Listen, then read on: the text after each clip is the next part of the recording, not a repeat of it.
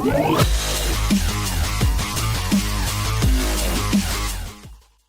guys, it's Ash, and this is going to be my quick tutorial on how to attack and defend properly on Clash Royale. Now usually when I'm doing these types of strategy videos, I like to attack live. However, this game is actually very fast paced. A lot of things happen very quickly, so it's very difficult to explain all the strategies going on.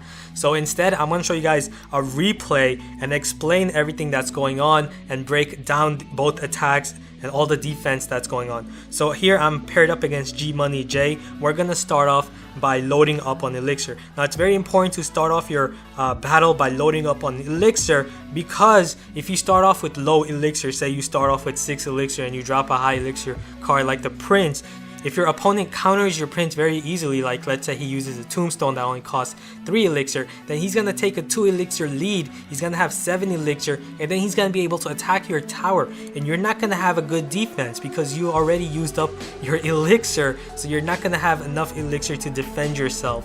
So yeah, that's why it's very important to start off by loading up on Elixir. Now I'm going to start off by sending out my archers, and the reason I sent out my archers is because the archer card costs very little Elixir. It only costs 3 Elixir to use, so that's why I used the archer card, because you don't want to start off with too much Elixir. You don't want to start off with a card that costs too much Elixir like the Prince card like my opponent is doing.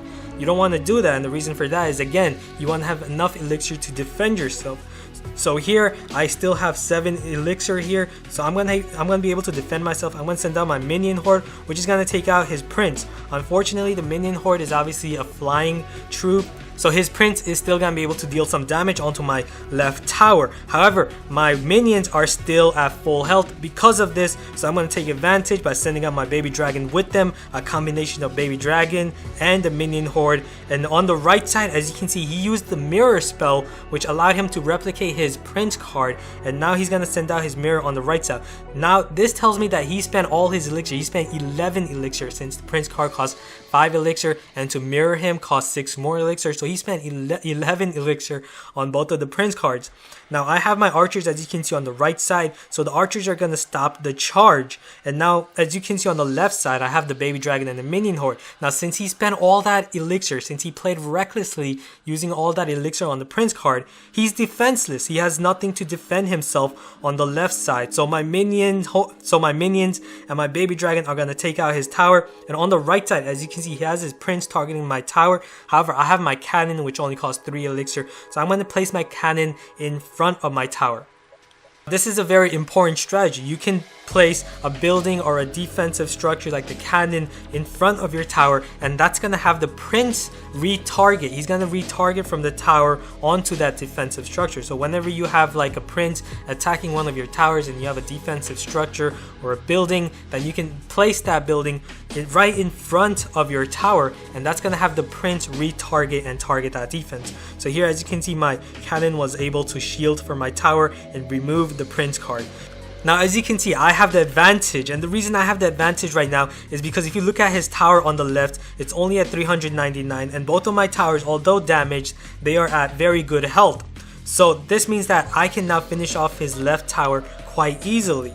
So what I'm going to do now is send out my giant here, as he sent out an Elixir collector right in front to guard his tower. So I'm going to couple my giant with my ranged attacker, my musketeer.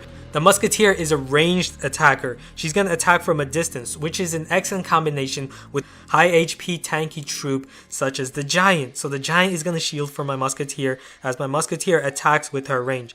And here I played a bit risky. I sent out all my troops, my archers and musketeer, to go for that tower, which I really shouldn't have done, because now I don't have enough Elixir to defend. So that was a big mistake on my part, and that allowed his Prince, which is still at about 25% health, to deal damage onto my tower, and also allowed him to deploy his Hog Rider.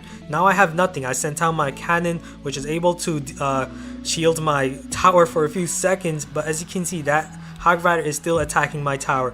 And here I could have deployed my bomber to finish off that Hog Rider, but it still takes a second to deploy your card, so it wouldn't have made a difference there. And it's also a good idea not to send out your bomber like that, because the bomber won't really do anything afterwards, as he needs a support troop like a giant or a bulky troop, a melee troop to shield for him, since he also has low hit points and is a ranged attacker. So here I'm just gonna let my towers kill that Hog Rider. So now as you can see, G-Money J has taken the lead. He's gonna send out his giant on the right side.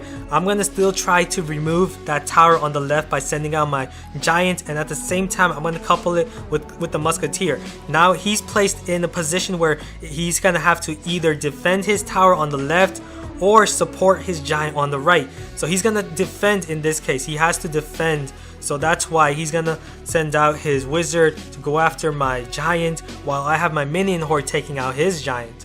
So that's great. Now we're pre-even. However, he's still at a slight lead. I'm going to send out my cannon onto his Hog Rider. And here, as you can see where I deployed my bomber. I deployed my bomber far away from my cannon.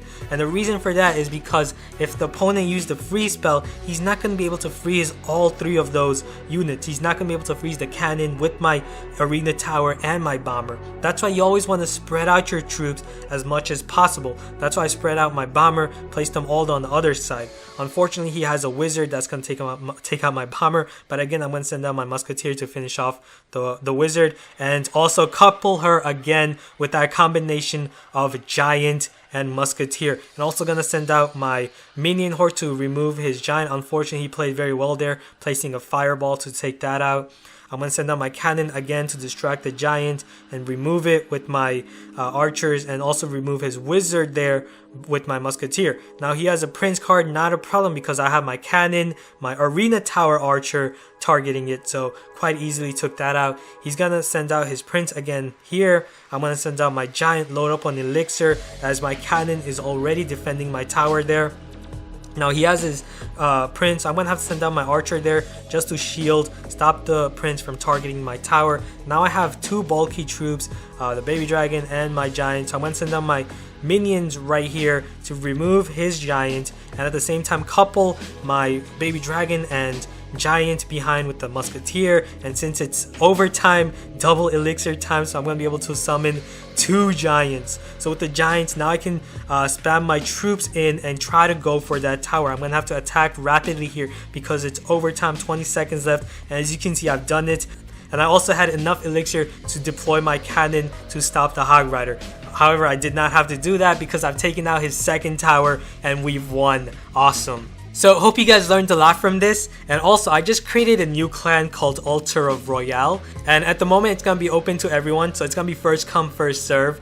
And so yeah, hope you guys enjoyed watching this video. If you did, be sure to give this video a thumbs up. Also subscribe for more. I'm gonna have more of this. Also let me know if you guys learned a lot and would like me to do more of these. So thanks for watching again. I'll see you guys again soon. Later.